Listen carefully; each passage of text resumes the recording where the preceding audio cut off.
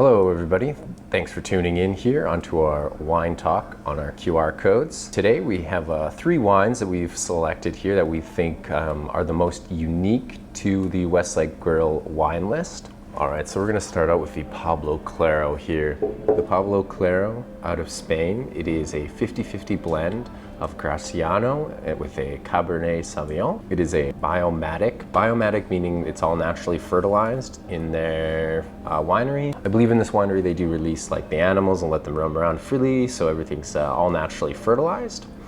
All right, so with that, the aromas to the nose, you might notice a little vanilla, a little bit of some spice there as well. Flavor profile, it's not overly bold. It's quick and short, if that makes sense. It's kind of nice boldness, comes a little dry, little sweetness to the finish, and then those earthy aromas are gonna kind of arrive at the very last breath there. We have our second wine here, the Summerhill Baco Noir. This one's one of my favorites. It's year 2017. It's a vegan wine as well. The really nice thing about this Baco Noir is it's rich in flavor, very mild dryness to it.